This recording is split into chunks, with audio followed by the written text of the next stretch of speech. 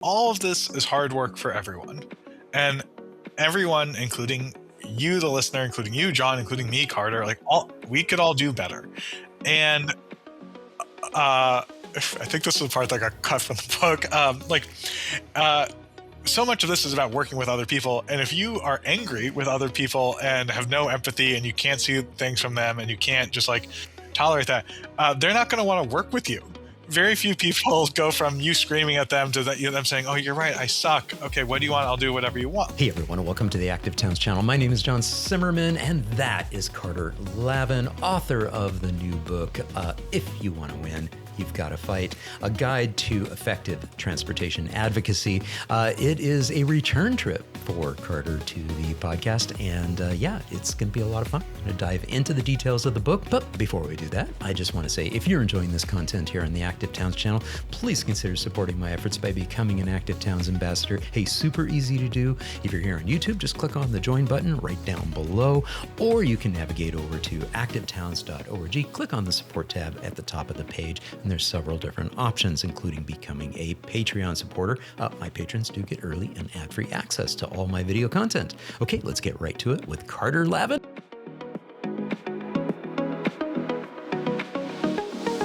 Aloha, welcome back, Carter Lavin. Thank you. It's great to be back, John. Thanks for having me back.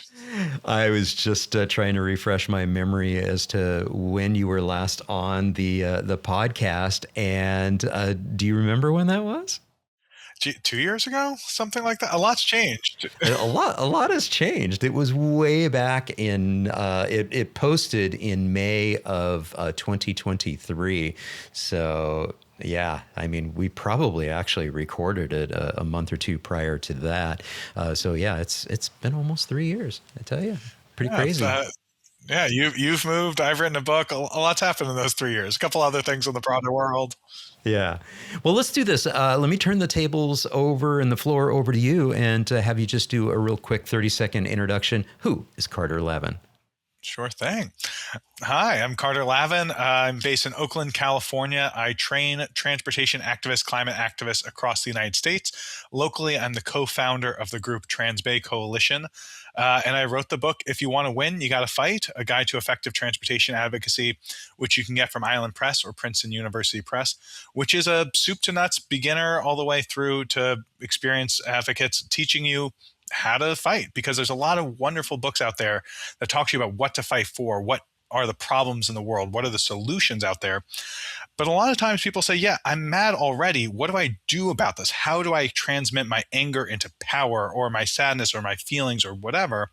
And this book takes you all the way from recognizing that what you want is in fact political, how to get comfortable with that, how to design a campaign, how to work with other people, how to build coalitions, some more sophisticated strategy and tactics there, all in about 200 something pages. Pretty quick read. So I'm excited to talk with folks about it.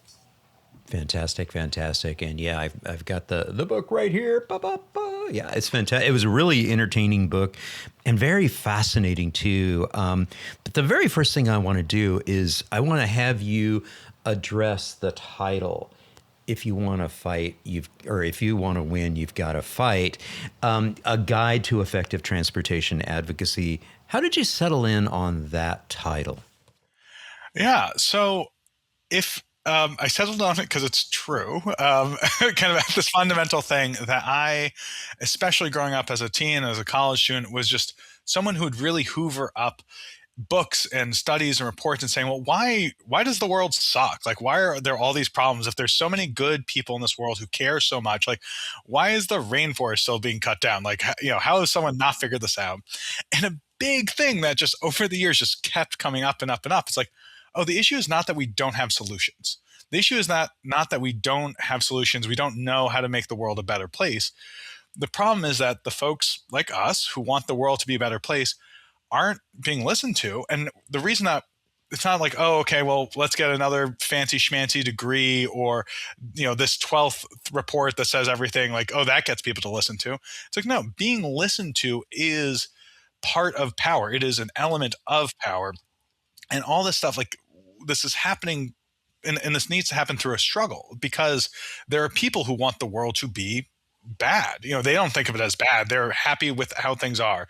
When a kid gets killed crossing a street, there are plenty of people who say, yeah, that sucks. Don't change the street. That's, just hold the kid's hand tighter next time. There's all sorts of people who do all sorts of things and say, this problem isn't worth solving. And it takes a fight. If you say, well, I want to solve it, and they say, I don't, it's like you're in conflict. And I think that language of fight and conflict is so important. Why I put it on the cover and why chapter 1 really just focuses on it is because I know it makes people uncomfortable. I know there are people who are listening to this, watching this right now, who are very uncomfortable with that word, the F word, that they are like, can we just talk about it? Well, it's conflict, as you mentioned. It's conflict, and there's a part of us that is just like, oh my gosh, there's conflicts all around us, and so we kind of want to have a little bit of conflict avoidance. Yeah, and that's part of a fight. That you could say, well, I don't want there to be conflict. I just want us to sing Kumbaya. So I'm going to invite everyone over to the ice cream social where we talk about bike lanes. Like, congratulations, that is a tool in your fight. Like, being fighty doesn't mean being a terrible jerk. And in fact, it often means very intentionally not being a terrible jerk, because if you're like, I'm a terrible jerk, people don't want to sign your petition. But thinking about it, recognizing that this is conflict, that you cannot kumbaya your way to greatness, I think is really important, because otherwise, a lot of times people say, well, why isn't this other person getting on board? And I'm doing all this outreach. I've redesigned this system to fix every concern they have. It's like, oh no, because they don't want it. They're your opposition. They are in conflict with you. It's not about winning them over. It's about winning over everybody else so that you overpower them or they're outmaneuvering them. So that is a fight. And I think one part to your conflict thing that is so, well, I put chapter 1 about this, like, let's get comfortable with conflict. And the fact that, this is work, is the type of conflict you have in politics is really different than the type of conflict you might have in an interpersonal level. Like, if your mayor doesn't care about you, there's only so many times you need to reach out to them before you're like, okay, cool, they just learned to block my number and ignore me. And so you're in conflict with them. But if you say, I'm going to get 1,000 other people, I'm going to talk to 1,000 other people in town and get them to call the mayor, that's you still having conflict. You're just having very indirect conflict. And so for your listeners and viewers who are uncomfortable with direct conflict, like, congratulations, politics is a really wonderful place for you. Like, there's lots of indirect conflict, and that's really important to have and to get comfortable with. So chapter 1 focuses on that, and the rest say, okay, now that you're ready, here's like what a lot more of that work looks like. Yeah.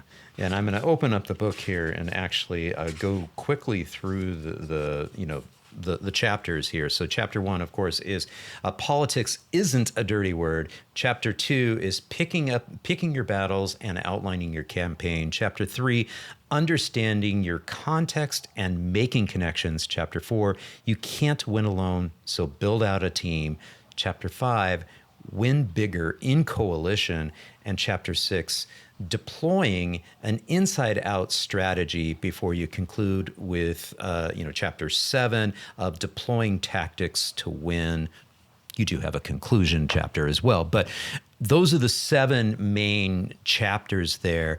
And I'm glad that you addressed, you get kind of comfortable with conflict. I wanted to start this off with that, because choosing a title for a book is always an interesting thing. And Wes Marshall and I had this very same conversation about, well, okay, Wes, how did you come up with the title of Killed by a Traffic Engineer? And so he gave the whole backstory of how, like 10 years ago, that title popped into his head of, this is kind of what I need to write a book on one day. And then he dove into the research during the pandemic of, really, getting to the meats of it. But I really do appreciate that. And I asked him, I said, do you think that the title, because of the quote unquote salaciousness or negativity of it, turns a lot of people off? And he says, oh yeah, definitely. But it also gets it gets people talking about it. So I'll pose that to you as well. If we replace fight with the word strategic or some other word that isn't as edgy, do you think you think you get more readers or less, or what do you think? Yeah, I mean, if the word that I thought about if it wasn't fight would be struggle, which one longer word fits less well on a thing.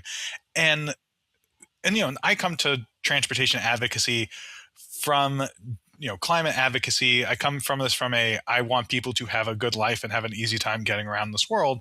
And there's a lot of other spaces, healthcare. There's a lot of other issues that people work on from that same framing. And a lot of times in those spaces, people talk about the struggle, like that this doesn't end, that there is like 1,000 years from now, there's still going to be transportation advocacy because people are still going to get around. People will still have different opinions. Our choices will affect each other. Therefore, that is politics. And so in a lot of spaces, they use the word struggle. And that is kind of the classic one. Struggle is great. Love it. And sounds a lot harder. Like that sounds. Yeah, yeah. I was gonna say it almost sounds hard. sounds. Yeah, it almost sounds like less empowering. It almost seems a little bit like the fight seems to be like you're taking it to it versus struggling. You could use struggle in a couple different contexts. Yes, it can be an active form, but it also could be like, I just can't get through. I'm struggling. Yeah, you know what I mean?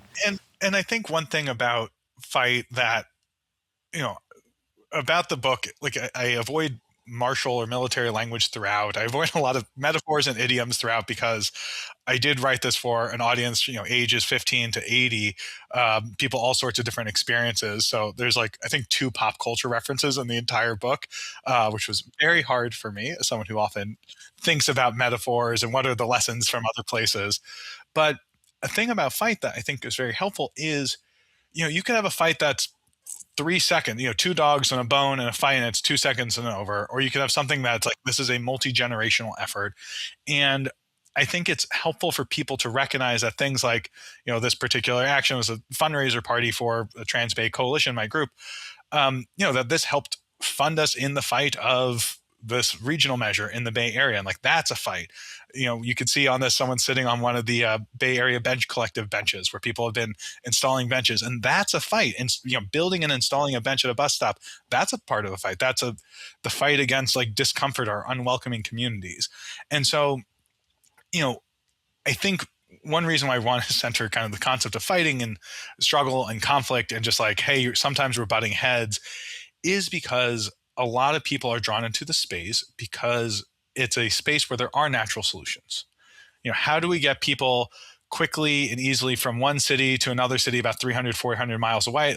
High-speed rail is objectively the answer by any metric, any of that thing. And it's okay, cool. So we're right. And that doesn't magically mean a lot. There's a quote I have in the beginning of the book from Laura Chu Wiens of Pittsburgh, a transit advocate there, who says winning doesn't help you win. Besides, it helps motivate your people. But when it comes time for winning, it's not that the decision maker says, well, who's objectively right? They say, okay, well, the facts are on this side. Here's the power. Here's the thing. And to this larger point, for folks who are uncomfortable with this, people who are wrong win a lot, especially in the transportation space. The corollary to being right doesn't mean you win is that people who are wrong win a lot. And they win not because they're wrong, but because they're powerful and smart. And so, or strategic. And when people say, oh, well, that's because they're corporations and they're putting in a bunch of money, or the oil lobby and they're doing X, Y, and Z, it's okay, so you're saying they have power in this form of money. That's one of many ways of having power. And they're applying their power in this way. So they're being strategic with their power. So they're fighting.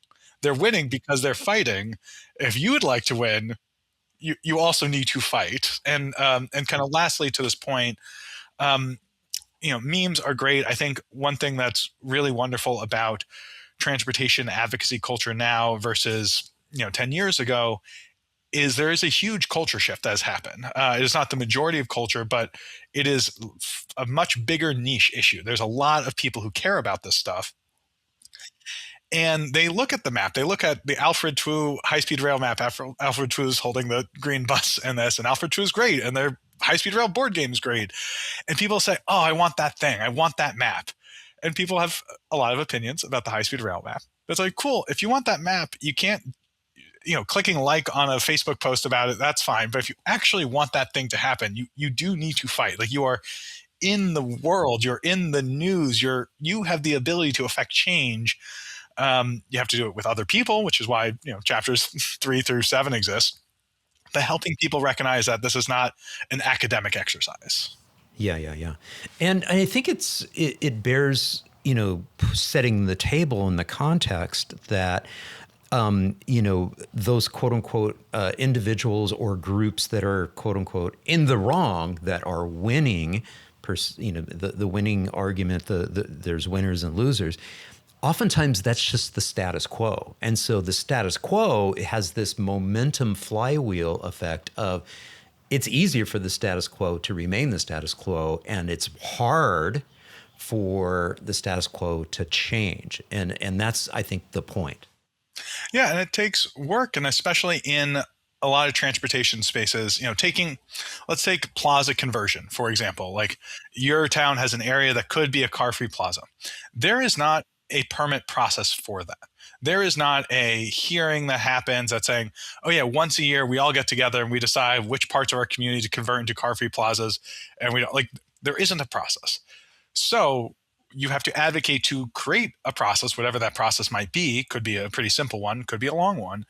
But if it's not happening, you need to get it going. And the way you get it going is by understanding your context, by figuring out the point of intervention, which chapters 2 and 3 really focus on, by getting people with you together on this and learning how to work with them, which chapter 4 is about, by getting other groups, helping them see themselves in the story, which chapter 5 talks about, learning how to use your special powers in different ways, which chapter 6 does, and actually applying pressure. Because, if you don't do that, there's no, it's not like every year, just to take California, for example, where they say, okay, well, hey, do we want to keep Highway 5 going or not? They set a budget and that's that. It's like, okay, so fight at the budget. And I think helping people recognize that it's not going to happen until we make it happen. Yeah, yeah. I love the fact too that you emphasized that this is politics. I mean, so you're going to have to get comfortable if you want to see change to the status quo. You're going to have to get comfortable getting into the fact that this is politics. These things are inherently political. Yeah, I mean, they're political because, let's go back to the definition. Politics is the relation between individuals and society. So right now we're having a political moment. You and I are influencing each other. We're changing how we think about stuff. Your listeners, they're being politically radicalized. We are teaching you things. This is a political moment right here.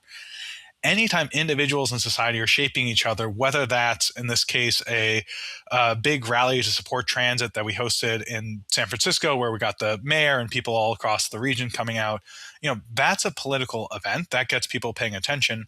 But simply the act of, getting to know your neighbors so that when the time comes that you need to mobilize for a rally or an action or a ballot measure or whatever, just connecting with your neighbors is political, because that's you impacting each other, and that sets the stage for further actions. If you say, oh, well, how do we get 10,000 people at a rally? It's like, well, you invite a lot of people. How do you invite a lot of people? You have their information, their stuff. And a big point that chapter 1 focuses on is we are all doing politics at any moment. Because especially in transportation, if you're in a car on a highway, you're in a car in a residential neighborhood, you are impacting not just the climate and the air quality, but you're impacting the lives of people around you. Therefore, that is political. If you're sitting, idling your car and blasting your horn, you are impacting the lives of dozens of people around you.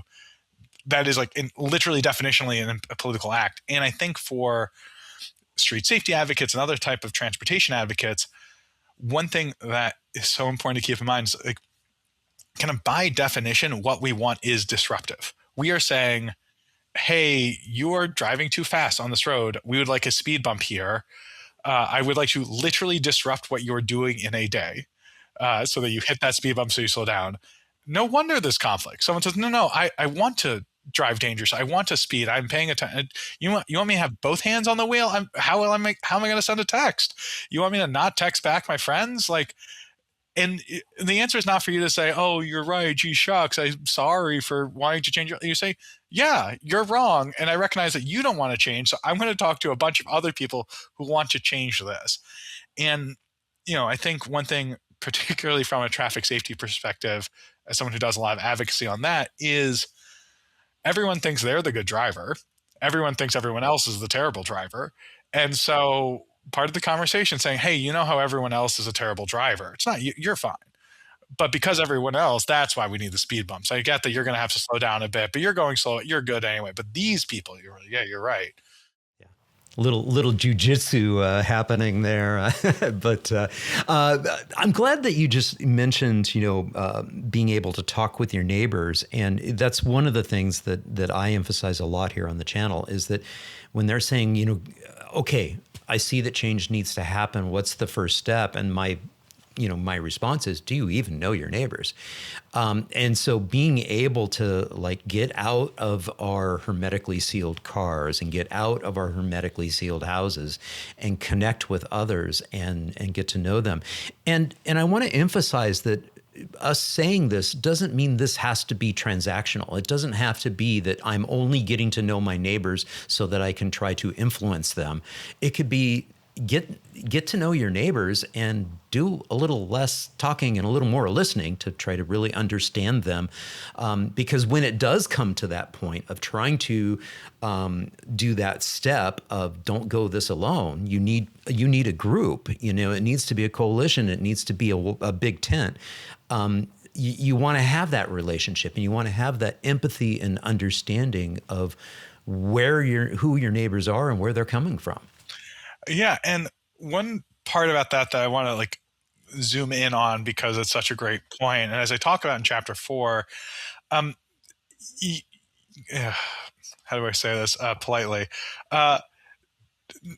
It's good to know your neighbors, and it's good to know other people who care about this stuff, and you're doing it for a purpose. You are not, when it comes to organizing advocacy, yes, it's nice to know your neighbor, but maybe someone listening in, you're like, oh, I know my neighbor, he's a jerk. I don't want to talk to him. It's yeah. Okay, talk to other people. You need to know people. Right. You don't necessarily need to know that particular person. And I think one thing, which was a really fun exercise in writing the book, is really slowing this down, is you need to have other people on your side. You need to join other people. And that doesn't necessarily mean literally your neighbor. And I just want to be very clear because there's a lot of people in the transportation space who are very literal people. It doesn't literally need to be your actual neighbor, but other people in the district that care about this thing. And another part is transportation issues, although it is everyone's day all the time, it is very rarely, there's only certain moments of a day where it's someone's top priority. And people might not want to go to your talk about here's how bus service could be better in our community academically talk of let's talk about bus bunching. But they might say, I will sign this petition if you talk to me about this thing. You're not asking people to get married. You're saying, hi, I need you to care about this thing for this purpose of that. And I think one reason why I want to slow that down, because you're totally right. Talk to your neighbors, get to know other people, figure out where they are. But also, yes, it is not transactional, but if you think of it as you are doing the service of helping them understand what's going on as it relates to the issue that you also care about, and helping them take action in a way that is meaningful, that's not transactional, that's service. But, we in transportation advocacy, this is not to get too in the weeds of advocacy theory, but this is issue-based organizing. Because your neighbor might say, I want a gigantic parking lot. I want this road to be wider. I want that. And you're like, oh, am I here to make my neighbor happy? You're like, no, you're here to get the thing done that you want. And your neighbor might be won over. But in transportation spaces, we are coming a lot of times with a solution in mind, and that's okay. We do have solutions. There's plenty of books out there, Killed by a Traffic Engineer talks, slip lanes are bad. We know that. And, that's why chapter 3 really focuses on how to make these connections, how to navigate context, because I think a lot of times, when people are learning advocacy, just kind of scrolling through social media or seeing on the news and piecing it together, there's this an overly romantic idea of this tight-knit group of people who all like to get each other and they get along so well. It's just in this picture, for example, of this is a rally we organized in 5 days, and we were able to do it in 5 days because we have connections and like have people's contact info, and we are trusted. So when we put out the alert, a lot of people responded. Not going to name any names, but there's at least 7 people in this photo who I know hate each other, and like for various reasons or whatever. But people say, "Oh, we're going to get along." Like, it's not about liking everyone; it's about figuring out what you have in common, what you want, who else shares your vision, whose vision do you share, and helping make that happen. And everyone in this picture is a lovely person, to be clear. And so just kind of I think some people get there's like so much work to do when it comes to this stuff, and I just always like to remind people it's yes, it is a lot of work, but it is less than you think, and it's different than you think, and that's why there's a whole book kind of walking you through every step. Yeah, yeah, yeah. I'm really glad too that you clarified that whole concept of, well, define what neighbor is, because in my mind when I was mentioning that, yes, I did mean my next door neighbors, but something happened to our community and our neighborhood, because that's a little bit different terminology. You say the neighborhood. Oh, okay. You don't mean just my neighbors immediately around me. The neighborhood kind of infers, okay, a little bit more community, a little bit further out. And what was interesting too is my whole paradigm of who my neighbor is, who my neighbors are, changed during the pandemic, changed during our 2021 snowpocalypse there in Austin, where we had 8 inches of snow and below freezing weather and nobody had power. And we were all looking out for each other because it brought us together. And people who, we didn't even know. We started like, 2 blocks over and several houses down, are because we were familiar strangers, because we'd see each other when we You're were walking a walking on the dog. There, street. yeah. Boom. And it's a neighborhood that doesn't have sidewalks. And so we walk in the middle of the street. And because of the pandemic, we saw a tenfold increase in people. So you just had this neighborliness of the entire neighborhood, of the entire community. And now you're starting to talk about, okay, these are bigger numbers. They're kind of still familiar strangers, but at the same time, it's bigger. From that, I want to shift to talking about the context of what we're talking about, which is you can't go this alone. So if you're going to have change to the status quo, you have to somehow bring your team together. So talk a little bit about what you mean by you can't go this alone. Yeah, I mean, one of my favorite examples was, people often hear like, oh, we need to flood the governor's office with letters or calls. And I've talked to a person who's like, oh, I can make 1,000 fake email addresses and send 1,000 fake emails. And it's like, okay, one, then that all that teaches the governor is ignore this. Like, this is all fake and this isn't real. Because when it comes time to knock on doors or campaign or get votes or donate, like that, you don't have anything. Like, so one, it just really matters for it to be real. And the other part is, you know, you can bend over backwards to show how much you care and do a million things. And that shows, wow, John really wants this. And so it's like, okay, well, if John really wants this before people say no, the majority means we don't do this. It doesn't matter if John wants us 4 times as much as anybody else. And so, like those just kind of mathematically. And then like lastly, there's just so much work to do when it comes to advocacy. So just this picture, for example, is from Bike to Wherever Day, which is this big thing that Bike East Bay and all these other bike organizations in the San Francisco Bay Area have been pushing on for years and years and years. And as part of it, there's an organized ride on Grand Avenue. It's a big road in Oakland. And here, forgot exactly when this picture is taken, but the person behind me is now a county supervisor, and the person behind her is a city council member for this area. And when it comes to getting safer roads on just Grand Avenue, on the road where they're biking, for example, like the city of Oakland could put up X amount of money. It's also nice when the county of Alameda puts up Y amount of money. And to get that, we need, at the very least, we need an elected official at the city of Oakland, in fact, a majority, and we need the county supervisors there. And that's just one extremely small example. A thing I think about a lot, particularly when it comes to like event organizing or flyering and all this stuff, it takes people to say, okay, well, what's the bike route, an example. It takes people to say, okay, how are we going to get people there? Who should we invite? It takes people to say, oh, well, I'll make the flyer. It takes people to say, oh, well, I'll put the flyer out. Another person maybe prints out the flyer. All that stuff is different roles. And a person can take on a lot of the stuff. Like maybe you're a great graphic designer and you feel like doing that.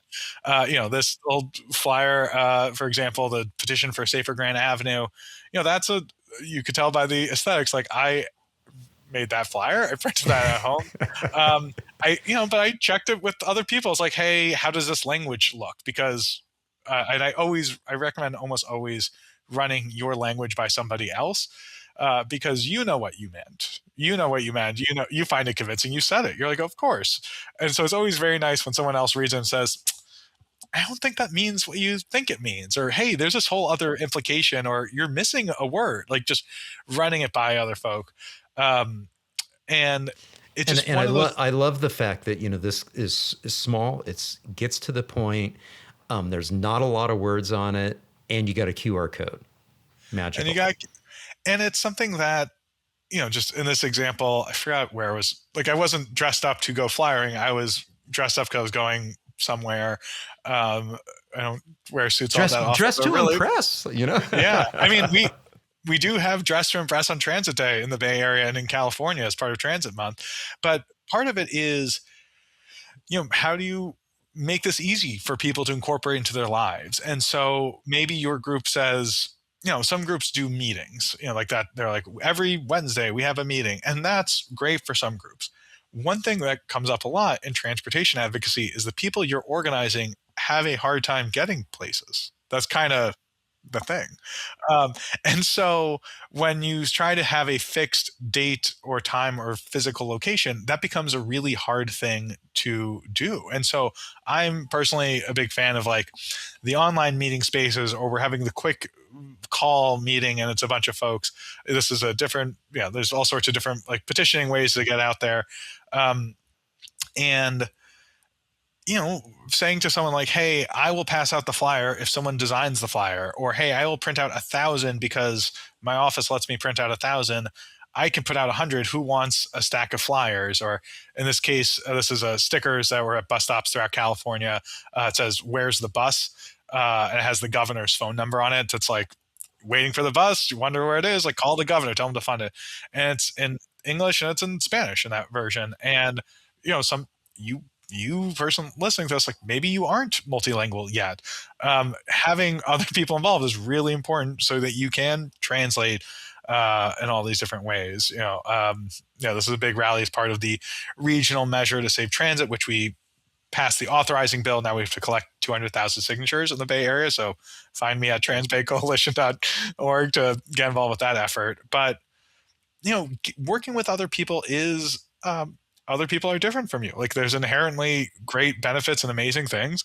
And anyone who's ever talked to anyone else in your life knows that there's sometimes disagreement about how to do a thing, or when to do it, or what's the best way of doing it. And so chapter 4 of the book really spells it out, slows us down, and pulls from examples from, I interviewed dozens of activists across the country about their experience and their advice about how to best work with other folks. And a thing that's great about transportation advocacy specifically is a lot of times we're not talking just for the sake of talking to each other. We're talking for the sake of doing something. And since it is almost always volunteered, or maybe someone's being paid a very, very little amount to be involved, if someone says, well, I'm not going to design the flyer, you say, okay, cool. I'm going to find someone who will. Or maybe I'll take a really terrible Canva class or make something simple. Like, what's the flyer design look like? Well, who's designing it? Maybe there's this bit of like a duocracy that gets involved, and there's pluses and minuses that come with that. But I think having this propensity towards action really helps focus the conversation. As in the book, I have a quote from some trans advocates from Rhode Island, who talk about like, sometimes you say, cool, we're in disagreement as a group. So the group is going to do this thing, or some people in the group are going to do this thing. Some people in this group are going to do a different thing. And then we'll meet back up later when we're back in agreement. And like, that's fine, as long as you kind of consciously uncouple and then consciously couple up again. But just about recognizing that we can be explicit about this. Like we can talk about our relationship, like organizers to organizers, volunteers to volunteers, about like, this is what codes of conduct and things like that are for groups. Yeah. These photos too kind of remind me, like this one, on the bike, everybody's kind of smiling there. You guys are posing for a nice shot here. I'm reminded on, campaigns that I've been engaged with over the last 30 years. And some of my best friends have come out of that. Not everybody always gets along, and sometimes there's personality conflicts, and you're like, okay, I'm glad this particular campaign is wrapped up and I don't have Yeah. to be around such and such person. But I want to say that, some of my lifelong friends, I can point back to, campaigns where we came together and we were like passionate about changing something or promoting something or getting something passed. And you're like, yeah, I'm still in touch with that. Even though our lives have gone different directions, you've done that. You can't expect that that's going to happen. That shouldn't be an expectation, but it does kind of happen from time to time. You naturally, in organizing, a big part of what you do is finding people who you have a lot in common with, or finding people who you share values with, which is a lot of what a friendship is based around. There's a lot of other things friendships are based around, and you get to know each other in all these different ways, and you spend time with each other, and it is, a whole, yeah, I met my spouse through advocacy, 16 years ago, and that is a fairly not, and I'm not saying, hey, ditch OkCupid or whatever, and get into advocacy. I did, in fact, like the first draft of the book was literally twice as long as the final version. You're all very welcome. It's a lot more readable now. Big thanks to my spouse, who was like, "What are you saying here?" But the one line in it, it's like, you will find, there's a very good chance that you're going to find friendship in, and maybe even love, through advocacy. There's kind of other problems that come out of this where you're like, well, now I'm mad at my friend, not just like a coalition partner. And that's like a whole other issue. We took that out. But yeah, like, for people who say, oh, I'm the only one in my town who cares about biking, or my only one in my town who cares about walking. It's like, that's just objectively not true. And you haven't talked to everyone in your town. And maybe you need to make just a really crummy, really simple petition that says, I support more biking and walking infrastructure in my town, or better sidewalks. And then you pass it out and you talk to 1,000 people, and you're going to find some people who agree with you. They maybe not agree with you to the level that they're going to also flyer and make it their whole personality for a couple of months. But they'll agree with you enough to sign the petition. And then you say to the mayor, hey, here's a bunch of people who want this thing. What are you going to do about it? Yeah. And so it's only natural that friendships come out of that. And so, yeah, anyone who's, that's not saying that that's my solution to the male loneliness epidemic, but like, get involved in transportation advocacy. Meet some cool people. How I met my partner too. So you said something there that I want to hone in on, and you mentioned the coalition partner groups as well, and so this is a good opportunity to talk about the difference between you're finding your tribe and coalescing around a specific issue and trying to enhance awareness throughout the overall community, but then also coming together in coalition with other groups that maybe have different missions and different objectives, but are in alignment with, like, say, this thing that you're concerned about, whether that's active transportation or transit or whatever. Talk a little bit about that, because there is a big difference between, this more, tight-knit group that's focused in on this versus coalition partners. Yeah, and this is such a big topic that chapters 5 and 6 are all about this. And I host workshops about coalition building, how to do this, because and it's one of the more in-demand workshops that I do, because it's just such a key part to all of this. And you're not operating in a vacuum. You are not the first person in your community who decided, hey, we should work on an issue. You might be the first person who said, I care about the sidewalk on Chestnut Street. But even then, maybe not. There's probably other people on Chestnut Street who've gone for a walk.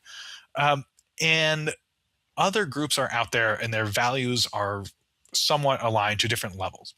Maybe it's a business association that really cares about it because they recognize that having sidewalks or street safety is helpful for making kind of a walkable downtown vibe, which gets good tourism and business, foot traffic and all that stuff. Maybe it's a church that signs up, or a mosque, or a synagogue, or temple, or house of worship that gets involved because they do services for seniors, or they have after school activities and they want kids to be able to get there from school. I literally, the last call I had before this one was with a group that deals with refugees and immigrants. And we were talking about transit service. And they say, yeah, these are folks who are transit dependent. It is not their top issue. They have a lot of other issues as an immigrant rights group in America right now. And saving bus service in our community is really important. And so one part about working in coalition, as I talk about in the book, is finding these points of overlap, recognizing that people are going to have different levels of engagement that they're going to want to do. That for some groups, maybe all they can do is say, hey, put my logo on that letter. I got to get back to my other thing. And you say, thank you so much. And they might say, oh, here's my logo, or here's our logo, and you should talk to these two other groups that we often know, and that kind of stuff. And and there's all these different ways to work in coalition, as I talk about in chapter 5. And it's so important because also a lot of times as transportation advocates, like we're the small people in the group. Like we are the junior partner. We are yes, there might be 100,000 people in your community who take transit in any given week or month or whatever. But unless you have 100,000 people in your database and your contact thing, like you yourself, your group, you might say we speak for them, but you can't mobilize that. But the local, after school club or local house of worship or unions or any of these other groups, business associations, like they've got a lot of oomph behind them. And as part of that, as I talk about the chapter, like they also have other stuff that they're dealing with and stuff that maybe you disagree with or maybe you don't care about. And it's like, guess what? They don't care about a lot of your other stuff, but if you care about the one thing, you can work with them about advancing that. And so chapter 5 really walks through these different ways of doing that. And chapter 6 kind of elaborates on it because as we're talking about, like there's inherent tensions because there's inherent differences. And so you and a coalition partner might have different opinions on things like a street protest, or it might have just different legal ability to take certain actions. And so recognizing these differences is really crucial to making sure that you are working in concert together toward that shared goal. Right, right. A great example might be that you just mentioned a street protest. There might be one organization within a whole coalition to try to move forward, like say a livable communities initiative, and you've got a whole bunch of different folks signing in or signing on to this, including maybe your local AARP chapter, et cetera. They may not be comfortable to being the activists out on the street protesting, but at the same time, when you're presenting this, as a coalition and as a group, the politicians, the decision makers are like, oh my gosh, Active Towns is involved in this, and this group is involved with this, and AARP is involved with this. Everyone's involved with this. That's everyone. Yeah. Who else is there? Yeah. And this brings up a really, really good point that I was having as a conversation with the local bicycling club here on Hawaii Island last week, is that if the leaders, if the decision makers only think that it's a very, very small niche group of, it's those cyclists, in quotation mark. Yeah. It's those people. We kind of have to listen to them, but it doesn't carry the same weight if all of a sudden there's this coalition of, the Chamber of Commerce is on board and the AARP local chapters on board and all of this local church is on board of saying, hey, we need to bring speeds down along this main street here. It needs to be more welcoming and a higher quality of life. Maybe we shouldn't be paying as much attention to those few motorists that were, flooding our office with emails and calls.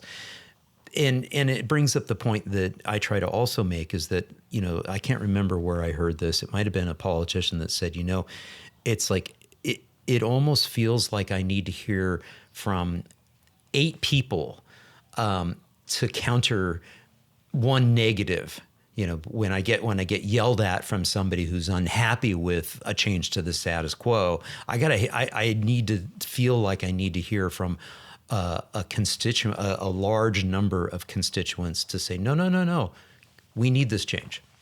Because it's also, um, it takes work to disrupt and change the status quo. And so one person has all that pressure behind them. If they're like, oh yeah, I'm saying don't do anything. Like, it's pretty easy to say, hey, you should stay on the couch. You're like, ooh, that's pretty tempting. You're like, okay, well now I have 7 people saying, no, let's go for a run. Let's do it. You're like, fine, I'll get off the couch and I'll do stuff. And I think the other part is, you know, this isn't a popularity contest for the sake of a popularity contest. Like as I talk about in chapter 7, like th- there are consequences to these actions, and people get their careers made and they get their careers ruined depending on these things. And so they say, oh well, I know that there's a bunch of people who really don't want this thing, and I know that there's a few people who want this thing. Okay, so if I do the thing, do I get reelected? Do I lose a reelection? Do I get positive news coverage? Do I not get positive news coverage? Like who's the picture with? And if you say, hey, look, if you join my side, you get to be at the front of that parade, the 1,000 people behind you. We have all these, kids and the AARP and all these different groups coming on, and hey, that's what happens. And they're like, okay, and it's like also the other part of it's like, and if you make us the people who are going to be unhappy, we're going to be very clear with the world. And so, just to take this picture for an example, Governor Gavin Newsom, currently governor of California, has I'm being recorded. Has been someone that I've spent a lot of effort pressing on to be better on transit. I will say that. And last year, as part of this whole statewide fight to get transit funding, there was a part where it seemed like he wasn't getting the message. And so it's one way of helping make sure he got the message was advocates in, I believe, 12 cities across the state of California. This is a picture from the city of San Mateo.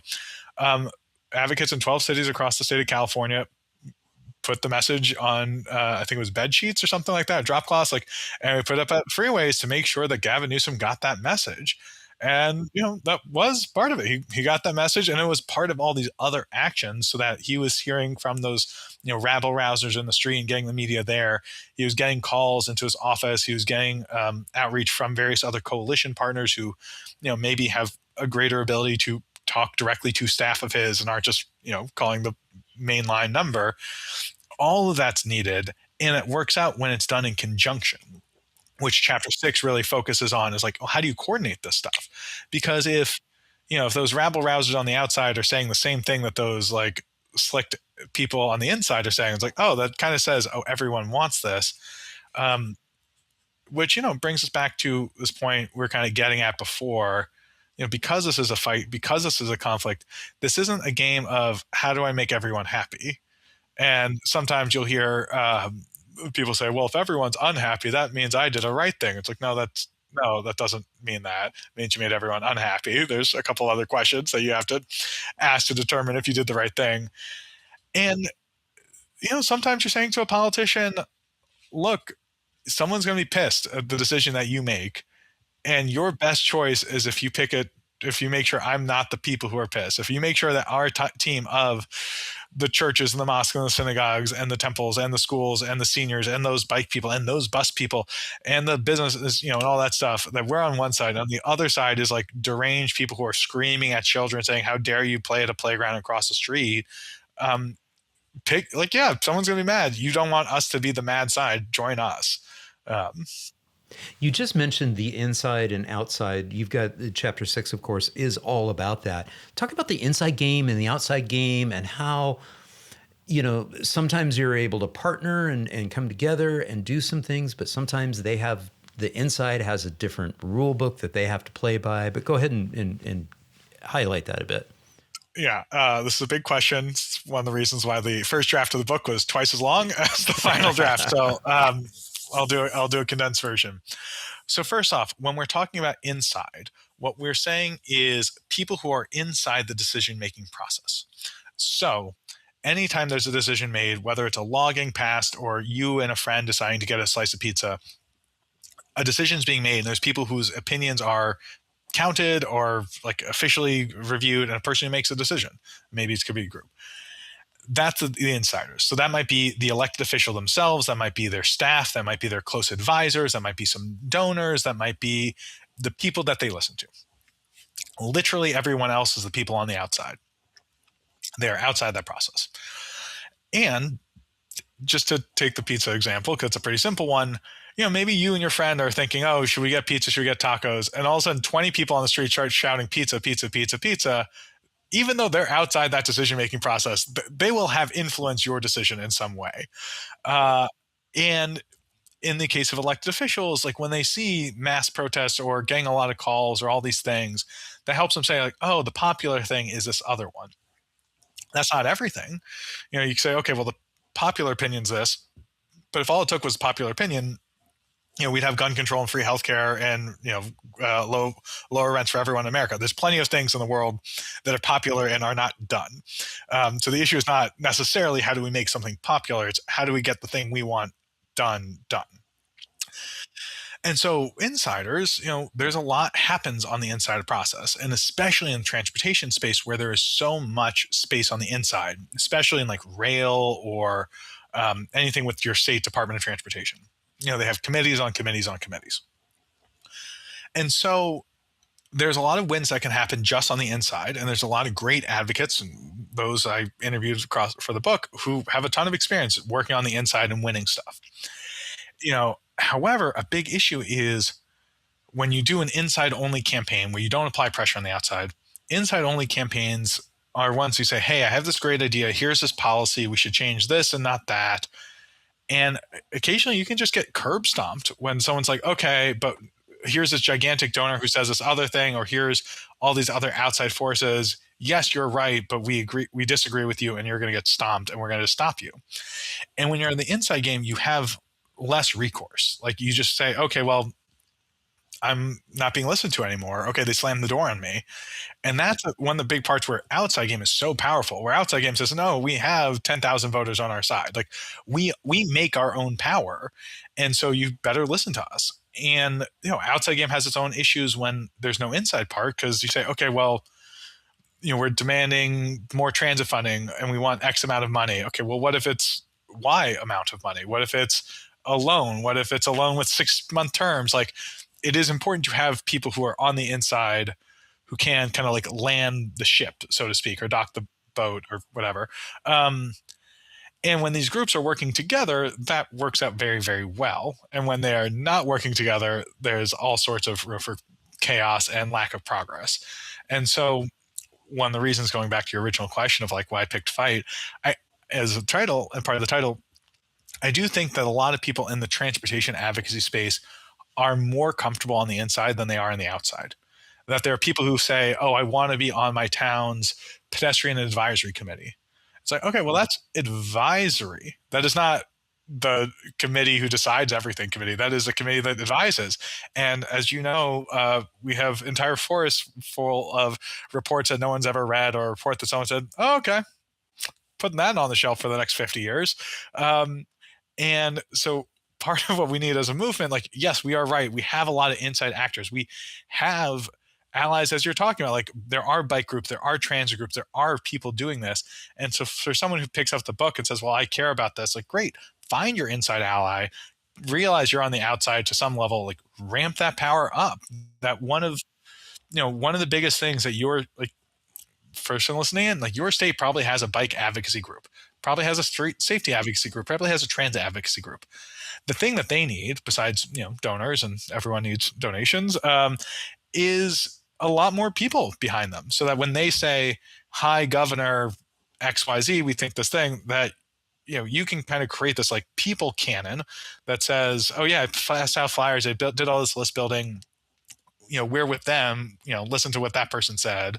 That makes a huge difference. Yeah, yeah. And one of the things that I try to emphasize too is you'd be surprised how many individuals on the inside want sort of the same thing that you want, but they have to play by a slightly different game. And you mentioned, like the bicycle advisory committees and these advisory groups. You're like this quasi, you're on the outside, but you're really kind of in the inside. You're trying to play by the rules, but like you said, they're not the decision makers, and they may not even have influence over the decision makers. And chapter 7, you really get into sort of what we saw, like with the pressure campaign with the stuff is, applying pressure to the decision makers. Talk a little bit more about that, because I think it was a great way to kind of end the book and really kind of emphasize that at the end of the day, there needs to be a little bit of pressure on that decision maker, whoever that is, whether it's the governor or a DOT director for the city or whomever, or the politicians. Yeah. Yeah. And this is, so many people on the inside are doing the best they can with what they've got. And they go to work and they say, okay, well, my job is I have to do all these different requirements. I have to, there's these various laws, various calculations. I have to assemble this puzzle. I have to play this game with what I got. And sometimes people are mad at me, and they're mad, and I'm mad too. I want a magic wand. I can't believe, yes, I'm also mad that our state policy says something, something, something. Now I have to wait for 3 more kids to die on the street before I can officially recommend this. Like, that's terrible. Like, don't yell at me.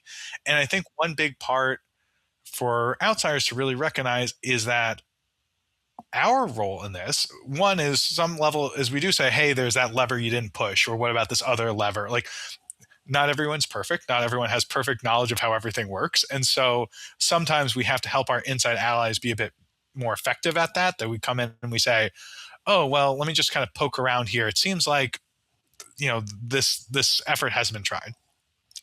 Then the other way, our part of our thing saying, cool, okay, well, what if we got 20,000 people to say this thing? Or what if we changed that law? Or what if we rearranged the rules of this game?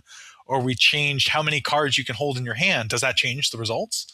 And so chapter 6 really focuses on that, because it's so easy for insiders and outsiders to have conflict, to be mad at each other, because they're often called like inside game, outside game. Like, they're fundamentally playing different games. Like, they're using different strategies. They have different rules. They have different things they're trying to do. They have different ways of doing it. No duh, they're going to have different theories of like, oh, does it make sense to block a freeway traffic or show up at a 5-hour public comment hearing to say one thing for one sentence for 1 minute? Like, of course you're going to have different opinions. And chapter 6 walks through like, okay, how do you navigate these things? How do you help each other understand that? And it's such an important part. For example, someone might say, okay, here's the design for the street, and our design for the street's this way because we're pretty sure the businesses are going to hate us if we change the design that way. And you as the outsider can say, okay, well, did you talk to the businesses? And they'll say, yeah. If we talk to the businesses, we say, what do you want? And they're going to say a bigger parking lot. And you're like, oh yeah. And us on the outside, we're able to say, hi, business, given that here's all the traffic violence, given that here's these bunch of reports, given that the last 50 people who just walked in here all were holding bike helmets and smiling and ordered extra sprinkles, would you support a bike lane here? And they say, oh, well, yes, given that all those things, yeah, that sounds fine. Like, we on the outside are allowed to use different tools of persuasion. Um, like one, just like legally, there's different laws and rules around it, and helping kind of recognize these different ways of going about it. Because when inside and outside are working in concert, it is immensely powerful. And you can really start winning a lot bigger things. And so chapter 6 focuses on it. And this is not by any means a new concept or new to transportation or new, I didn't invent this. Like, this has been going on for a long, long time. Civil rights movement did this really effectively. But even before that. And so kind of recognizing for listeners and folks who are saying like, this is a lot of stuff. It's like, you don't have to be everyone. You in fact are probably one person. And so maybe you, the listener, are someone who is happy to read a 500-page PDF and digest it in a way that's actually accurate, and not what like ChatGPT says, bikes are good. Like, maybe you're actually someone who's going to do that and say, hey, chatterbox friend who is going to talk to 500 people, here's the 3 sentences. And they're like, oh, thank you. Here, now I have that. Like, there's different roles for everybody. And so recognizing part of this is like finding the role that works for you, figuring out how you want to plug into other folks so that you collectively building something bigger than what you could do individually. Yeah. I went back to this photo here of the group with the bicycles because you mentioned a couple of elected officials that are in here now. And one of the things that I try to remind people when you're wanting to see change happen within your community is that, you have to grow your tent. You have to be, having those conversations, as we talked about before, and getting people moving and letting the leaders, city leaders, know that this isn't just those crazies over here. This isn't just this small little niche group. It's like, oh wow, I'm hearing from a broad constituency, across my electorate, and it's like, oh wow, okay, and I also, point out that, when it comes down to, that pressure campaign and like saying, because they may still say, yeah, I don't care. It looks like you've got the numbers, but I'm still going with, my buddy who happens to be my funder, who happens to own the automobile dealership chain and et cetera. Or my buddy who votes. They say, oh, I see that you have a lot of people on your side. Are they going to vote? Are they going to knock on a door? Are they going to register to vote? Are they going to register people? Are they it's actual voters? Yeah. Are they actual yeah. constituents? Yeah. Yeah. Are Do they they live in this active in that? district? Yeah. Or you're like, oh no, they don't. And this is, I think, a lot of times, just because you said the car dealer thing, which is like such a point for me. Local business owners tend to vote in every election. They vote in the primary. They tend to show up, and it's not like, oh, I'm going to listen to them because they're who they are. Like, their businesses pay a bunch of taxes. They are they've been around for a decade or so, and they are consistent voters, and they get the word out to a lot of people. And it's like, okay, cool. How can you recreate that? How can you do bigger than that? And someone listening to this might be like, cool, they might be 17 and not legally able to vote. That's fine. It's not about you as a voter. You can only vote once. Like, okay, but can you get 20 people who would vote? Can you be consistent? And so chapter 7 talks about all these different tactics of like applying consequences to elected officials. And one of the big ones is candidate questionnaires, just like getting these people on the record, getting the word out, getting electorally engaged. And the other part about this that's, I know people have different feelings around the concept of electoralism, like how much this stuff matters. And I know people have different feelings around or different abilities as a 501c3. Maybe you as an official bike or transit nonprofit can't endorse a candidate, but you can host a candidate forum and invite the 3 candidates or the 5 candidates or whatever, and get 200 people out there and publish it on TV or Instagram or YouTube. And you can ask a question saying, hey, X number of children were killed crossing the street and the city hasn't done it. Would you fix this today? Would you fix this as a first act in office, or would you wait for more kids to be killed? And then just see how they answer. Like, you are allowed to apply pressure, and like, that's applying pressure. That's not you endorsing. And I think it's just so important to, like, in this fight of considering what are all these different ways that you can apply pressure all the way through, because there's you have to translate, like on our side, because we are actually very numerous. Like, there's a lot of people on the bus. There's a lot of people who bike. There's a lot of people who walk or use wheelchairs and want the stuff. You need to translate those numbers into consequences. And that doesn't mean, like Zoran Mamdani is a very special candidate, and there's a lot of things around this. Like, in your community, maybe running on free buses isn't the thing that's going to really mobilize everyone, because bus riders are only 10% of your community. It's like, okay, but if we get the bus community to door knock and they talk about whatever other issues your people in community care about, that still tells the elected official, oh, those bus people are going to show up for me. And this is something that like unions do really well, something that businesses do very well, and it's just something that we as team transportation need to do better. Yeah. Whenever I have the opportunity, I try to profile elected officials here on the channel, especially when there's positive things happening in their community. I've also profiled people running for office on the channel. I can do that. That's what I get to do as a platform where I'm able to broadcast, far and wide. The other thing that I'd like to point out, going back to these elected officials that happen to be in the photo here, is that if your leaders aren't working for you, who are you? Who in your group? Who in your coalition? Who in your group that is trying to see change go forward? Maybe you need to escalate them to elected officials too and get them at that level. And I'm seeing more and more cases of where we're starting to see, that happening, where we're electing people who got engaged, got involved, were passionate about this stuff. And they're like, yeah, this isn't happening with the current slate of leaders that we have. We need new leaders. I mean, the current mayor of Seattle, used to be the head of the Seattle Transit Riders group. And I think also it's really important to keep in mind that there's stuff in between those 2 points, because winning an election is hard. Not exactly huge news to tell people. Like, that's a lot of work, and it's a long game too. It's a long game. It's further out, yeah. And if you want to win an election, you still need to have a lot of people on your side. So building a lot of people on your side anyway is always, it's like the diet and exercise. Like, there's just some basics that are just good to do. Floss your teeth, pass out flyers, like just do all these things. And in a lot of communities, especially smaller communities, your elected officials don't have staffers, maybe no one on staff or any support.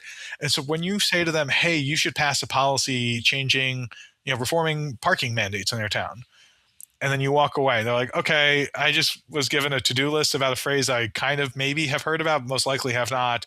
What am I supposed to do with that? But when you say, hi, I'm such and such, I would love to work with you on making our town more affordable, and here's a policy, here's written down most of it, and I see that the upcoming such and such committee meetings here happening in 6 months, I would love to work with you about getting this introduced. And by the way, I'm talking to your peers in other districts through other coalition partners. Then you're like lining up the shot. Then you're making it as easy as possible for them to do the right thing. And I think this is like one of the other parts that is so important to keep in mind when I make a big point in chapter 6 talks about like working with elected officials, is it's work. There's a reason why ALEC and a lot of these like large, national groups like get a lot of stuff done, and as they write policy and they pass it off they say, hey, who wants a policy? Here you go.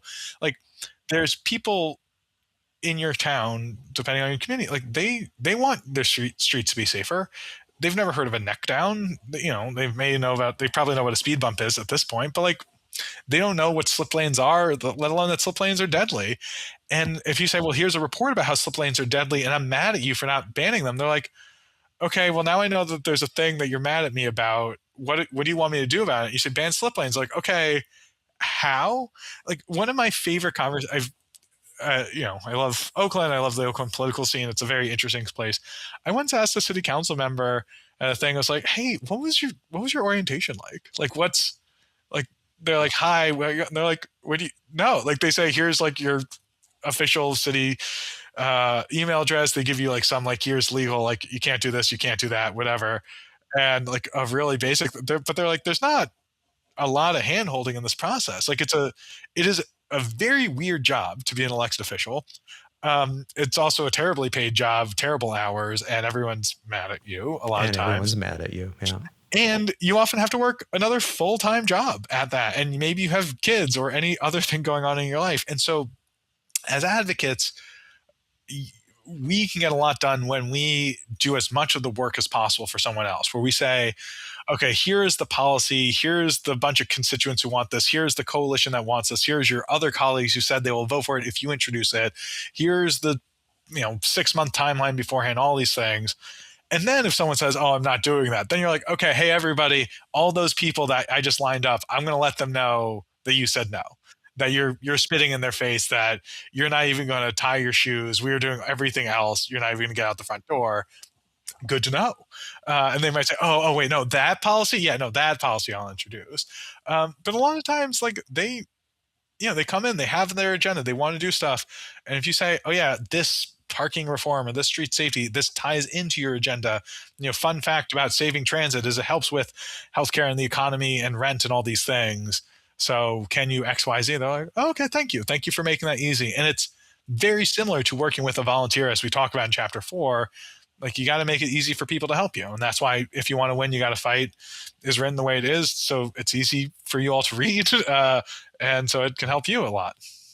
And having empathy too, I think, for those elected officials and the city staff, because it's really easy just to hate on them. It's really easy just to say that, these guys are the impediment to me getting what I want and our group getting what we want.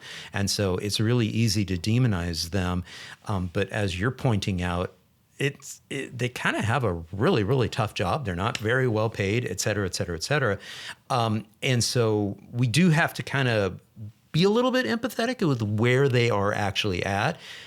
And sometimes, yeah, we do need to kick them out and get them, get somebody in there else. But so I'm not saying that. It's just I'm not giving them a pass. But I'm saying that it's important for us to understand, if we want change, we kind of need to know how difficult it is to change the status quo, even when you are the leaders. Yeah, like all of this is hard work for everyone. And everyone, including you, the listener, including you, John, including me, Carter, like we could all do better. And I think this was the part that got cut from the book. So much of this is about working with other people. And if you are angry with other people and have no empathy and you can't see things from them and you can't just like tolerate that, they're not going to want to work with you. Very few people go from you screaming at them to them saying, oh, you're right, I suck. Okay, what do you want? I'll do whatever you want. Like, they'll say, cool, I'll ignore you. And so uh, cultivating, it doesn't have to be positivity or toxic positivity, just like this understanding of like, cool, so we're all part of these systems. People could all do a little bit more. We are asking people to be brave. But guess what? Your job, and this is the thing I train people and I do consultations and, 1 hour Zoom talks through people. Like, our job is to make it easy. Our job is to say, got it, I see that this city council member or that nonprofit partner or that union is, has all these external pressures. I will try to change these pressures. I will try to make this easier. So I'm not just saying, hi, can you sign on to this coalition letter? I'll say, hi, here's this coalition letter. Would you like me to add your name and your logo onto it? Or can you please fill out this form? The link is here. Like, literally, and this is like making it frictionless for people to help you. And this is, I think, one thing I love about advocacy is there's so many different skill sets that come into this. And there are people who listen to this who are listening right now who have an industrial design background or any sort of design background. Like, this is engineering, saying, how do you set up a system so it's easier for people to help you, is very similar to the concept of like, how do you build a bike network so it's easy for people to choose biking? You're just the conversation of how do we eliminate steps and how do we make this a better choice? Yeah. At the conclusion, you also give some advice, and we'll kind of wrap things up on the book and then shift over to your consulting work in just a moment here. To wrap things up on the book, you talk a little bit about the realities of, you may win, you may lose, you may get burnt out. To wrap things up, let's put a nice bow on the book and talk a little bit about the fact that these do take time. These are a lot of work. They are tiring. Conclude us, for this conversation on the book, any way that you'd like. And as part of that, I also want to acknowledge the fact, just like I did with Ryan Short with his new book on the Civic brand, is you basically gave away your intellectual property for your consulting firm in the book form. This really is truly a guidebook. Why would you do that, Carter? I mean, this is your living. You just gave it away in a book. I want the world to be a drastically better place. And if I know how to win changes to make it better, I would love nothing more than everyone else to be like, great, I read your book. I'll work on that, Carter. You can hang out on that couch. It's like, oh, thank God. And there's also part just kind of selfishly to your point, like, I work with a lot of people and it's so much easier to work in coalition and with your allies when you're able to say, ah, yes, we are working in coalition, like when you just have that shared vocabulary. So it's been fun on that regard. People the book's been out for 2 months or so. People have already reached out to me like, hey, I'm in the Bay Area and I want to get involved. And that's awesome. Um, and to your point, like this never ends. Like there is no finish line, which I think is kind of cool from that sense of like, as we say, like Talmudically, like it is not on us to complete the work, but neither are we free to desist from it. That like, so it doesn't end. And so someone's like, oh, well, we lost and we didn't get the bike lane this year. It's like, okay, what about next year? What about 5 years from now? And like, And what did you learn, and from what did that? you build? Yeah. And you're like, Yeah. oh yeah, well, I got all this stuff. And like, that's cool. And that's powerful. And yes, this is all optional, which this is all optional. This is all people opting in and consenting in. And the second that your fellow volunteers don't feel like doing this, or the second that you are like, I found the love of my life in Hawaii and I'm going to peace out, or I'm going to go find myself in the mountain, like they can do that. And so part of it's like, we're always opting in. We're always choosing to not just care, but to take action about that which we care about, to say, no, I love my community or I love life. And so I don't want people being killed on my streets when that's preventable. So let's prevent it. And that kind of omnipresence, that this, like, I find that inspiring. I find that makes it easier to like keep doing it, because you reckon, for me, it's like, oh, this isn't, I switch into that mode and now I do this thing. It's just like, oh, this is just how we are in the world. And that's exhausting. Yeah. Like that is both, Exactly. fire is both warm and it burns. Like it is great. And there's a classic thing about burnout where you're just like so exhausted and you just can't do it anymore. And the book talks a bit about that in the conclusion. There are a lot of great books about burnout. I referenced some of them in the conclusion. And I really invite people to consider that it's not necessarily about any particular fight, although it obviously is, but it's about kind of like how climate change just makes everything worse and just ups the odds of everything worse. Like, it's that hurricane, I don't know, but just hurricanes in general. Like, the more organizing you do and the more fights you pick, like maybe you don't win that bike lane, but you win that other bike lane, or you get that transit improvement or that speed bump. And no one can stop you. Like, it is all optional. It's all this stuff. And that means no one can stop you. And so maybe you and your community, you feel so alone. You're the only one who cares about this stuff. It's like, okay, well, get on the bus. There's probably other people on the bus. You're like, yeah, well, the bus only comes once an hour. It's like, oh, so you're saying at the bus stop, there's someone else that's also waiting there for 20 minutes? Like, what about the bus operator? And, so I think figuring out, because there's so many ways into it, like this will absorb as much as you feel like putting into it. And so a big part is to say, okay, I will do this for these hours or this day of the week, or I'm going to pass out the flyers when I'm walking by this thing, but some days I just won't pass out the flyer. Like, the answer is sure, it's all good, it's all needed. And so, the conclusion is there to really help people process through that, because the work doesn't end. You are desperately needed. Like, I need you, the listener, to like take action. The book is here to help you do that. Maybe you're more of a chatty person, less of a ready person, although it's a very easy read. Reach out on my website, carterlavin.com. I do these training sessions. It's fairly low cost. And the other part to your thing about the book and trainings and all this stuff is, there's the book is like, here's all the recipes. Here's how to cut, and here's how to cut the vegetables and all this stuff. But sometimes people say, okay, but like, here's the situation I'm dealing with now. Thank you. Like, thank you for the compass and the map and the this. Which way do I go? Or how do I think about this? Or I'm just so mad. Like, this has been a long conversation. There's a lot to keep in mind around all this stuff. And so it is very helpful to talk through this with other people. And I'm someone who's gone through this a whole lot. People have reached out to other folks in the book that they're like, hey, I heard you quoted, and I read your quote in this book, and I had this question. Like, we're all in community together. And so I think, lastly, to your point, like, we are all in a very broad coalition together. We are all on team, good stuff. And we're all doing some vague level of inside-outside game together. And like, that's great. And I look forward to doing this more intentionally with you all. And so reach out, get a copy of the book. You can get it on Island Press, 20% off with discount code FIGHT, the big F word. And, John, thank you. This is so great chatting with you all. Yeah, no, it was great having you back on. And yes, folks, I do highly recommend that you get this book. As I mentioned to Carter before we hit the record button, I literally recommended this book earlier today in an email to a local group. Again, Carter, thank you so much. Congratulations. This has been an absolute joy and pleasure catching up. Mahalo nui loa from the bottom of my heart, and much aloha. Carter, thank you. Thank you.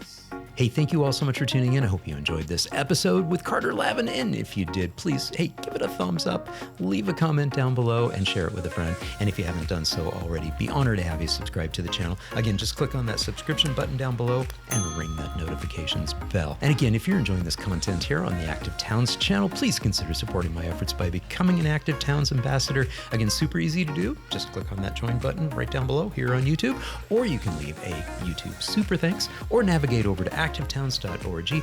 Click on that support tab at the top of the page, and there's several different options, including you can buy me a coffee, you can make a donation to the nonprofit, and you can join my Patreon.